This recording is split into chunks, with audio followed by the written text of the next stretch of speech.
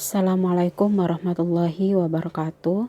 Selamat pagi semuanya. Bertemu kembali dengan Bu Syafa. Untuk pembahasan kali ini kita akan membahas mengenai keseimbangan pendapatan nasional dalam perekonomian 4 sektor. Sebelumnya kalian sudah mempelajari mengenai perhitungan keseimbangan pendapatan nasional 3 sektor. Nah, untuk 4 sektor di sini, ini suatu negara sudah mengenal yang namanya perekonomian terbuka ya, di mana perekonomian terbuka itu sendiri merupakan perekonomian yang berinteraksi secara bebas dengan ekonomi-ekonomi lain di seluruh dunia. Artinya ini sudah mengenal yang namanya perdagangan internasional, sehingga untuk perekonomian satu negara yang mengenal perekonomian terbuka di sini ini terdiri dari sektor rumah tangga, ada perusahaan, ada pemerintah, dan juga kegiatan ekspor dan impor. Itu. Nah, untuk selanjutnya untuk keseimbangan pendapatan nasional itu sendiri ini merupakan penentu ekspor dan juga penentu impor. Untuk penentu ekspor di sini adalah satu kemampuan suatu negara untuk memproduksi barang yang dapat bersaing di pasar luar negeri. Artinya seberapa besar kemampuan suatu negara untuk menghasilkan suatu produk yang bisa dihasilkan ke luar negeri. Sedangkan yang kedua adalah penentu impor, di mana penentu impor di sini adalah barang dan jasa yang diproduksi di luar negeri untuk bersaing dan dijual di dalam negeri. Artinya kita mengimpor ya, kita beli barang dan jasa dari luar. Nah, untuk contoh soalnya di sini. Untuk contoh soalnya di sini, misalnya diketahui satu data, ini anggap saja fungsi konsumsinya sudah diketahui ya. Fungsi konsumsinya di sini misalnya C sama dengan 400 plus 0,80 YD. Ingat ini adalah YD bukan Y. Untuk investasi, I sama dengan 5 plus 0,05 Y. Itu investasinya. Untuk G ini 15, ekspornya 20 plus 0,10 Y, impornya 4 plus 0,01 Y. Sedangkan untuk transfer payment di sini sebesar 10. Untuk pajaknya di sini tax sama dengan min 10 plus 0,05 Y. Itu besarnya TX. Sedangkan yang ditanyakan ada 4 ini. Yang pertama, pendapatan nasional equilibriumnya berapa? Yang kedua, besarnya pajak yang diterima oleh pemerintah. Yang ketiga, besarnya konsumsi, saving, ekspor dan impor equilibrium. Dan yang terakhir, berapa besarnya surplus atau defisit yang terjadi.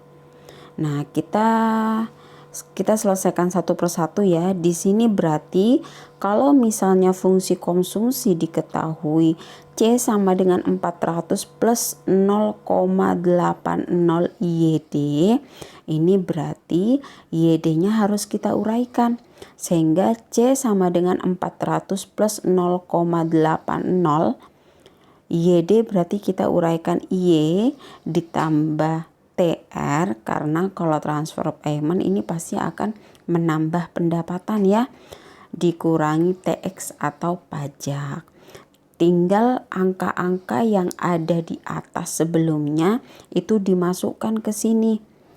TR-nya tetap 10, dikurangi dalam ini jangan lupa diberi tanda kurung lagi. Min dikurangi min 10, karena kalau tidak diberi tanda kurung lagi itu akan rancu. Itu ya. Sehingga Y plus 10 tetap, min dikali min hasilnya plus.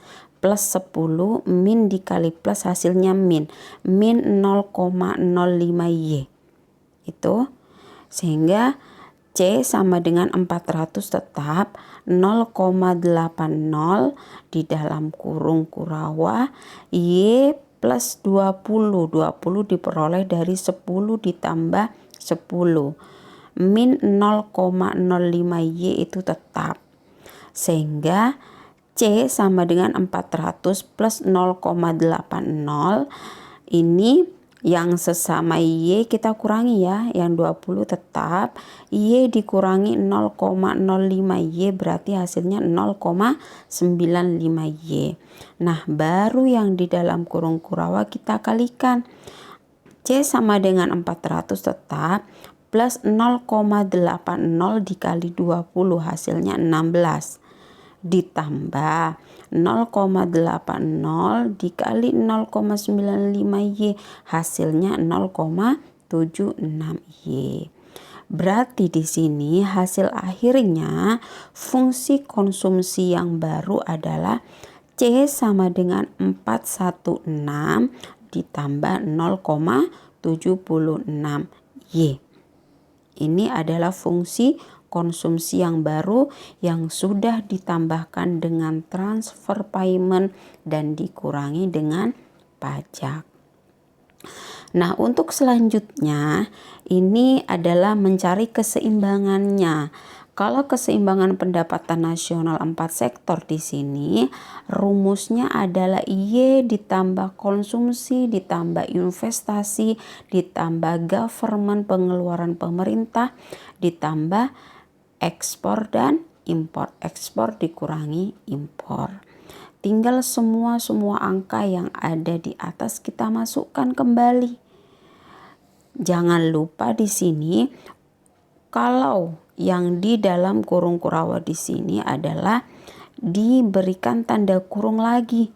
Karena kalau tidak diberi tanda kurung dikurangi 4 plus 0,01Y itu tandanya tidak akan berubah, sehingga harus diberi tanda kurung sehingga nanti bisa dikalikan.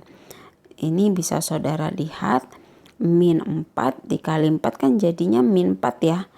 Min dikali plus 0,01Y hasilnya min 0,01Y. Ini semuanya kalian kalikan, semua angka yang ada variabel Y-nya kita pindah ruas ke ruas kiri. Sehingga yang tandanya yang awalnya negatif itu menjadi positif. Yang positif menjadi negatif. Sehingga ketika dijumlahkan dan dikurangi itu hasilnya 0,15Y. Dan di ruas kanan yang tidak ada variabel Y-nya itu jumlahnya 452,05.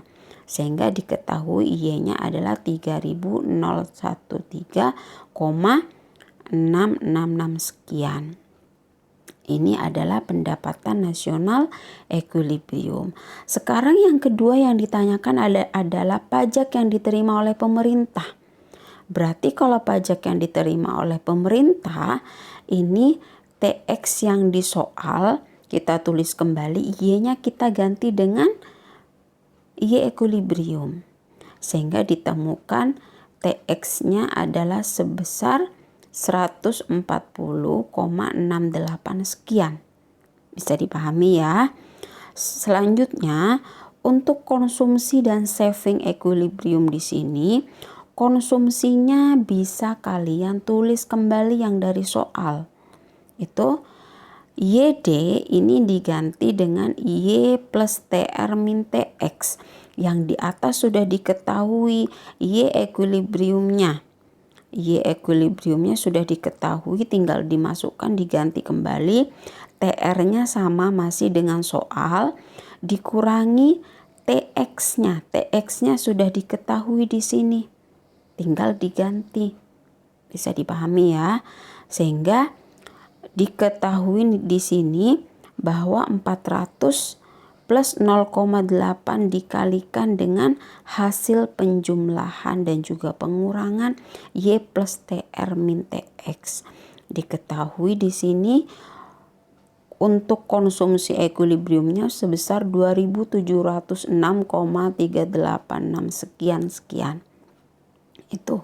Nah, untuk saving di sini karena fungsi konsumsinya 400 plus 0,8 YD, berarti di sini adalah S sama dengan min A. Min A-nya berarti di sini A-nya 400, berarti diganti min 140 plus 1 min B. B-nya 0,80, 1 min B berarti 0,20 YD. Nah, untuk YD-nya tinggal diganti saja yang dari atas. Yang dari atas untuk fungsi konsumsi itu sudah diketahui jumlah YD-nya. Tinggal ditaruh di bawahnya lagi. Baru dikalikan dengan 0,20. Hasilnya adalah 576,59 sekian. Baru nanti dijumlahkan dengan min 400. Hasilnya saving equilibrium adalah 176,59 sekian. Itu adalah saving equilibrium. Nah, selanjutnya besarnya ekspor dan impor tinggal dimasukkan saja. Yang dari soal dipindah lagi, Y-nya diganti dengan Y equilibrium. Nah, sekarang apakah terjadi surplus atau defisit? Karena di sini perhitungannya lebih besar ekspor, berarti terjadi surplus, kelebihan. Ini berarti surplusnya adalah sebesar ekspor dikurangi impor. Sebesar berapa? Berarti hasil akhirnya surplusnya adalah 287,23000 sekian 3. Ini adalah perhitungan keseimbangan pendapatan nasional secara komplit. Ini yang bisa Bu Safa sampaikan. Selebihnya kalian juga bisa melengkapi dengan literatur-literatur lain yang relevan ya. Selamat pagi. Salam sehat semuanya. Wassalamualaikum warahmatullahi wabarakatuh.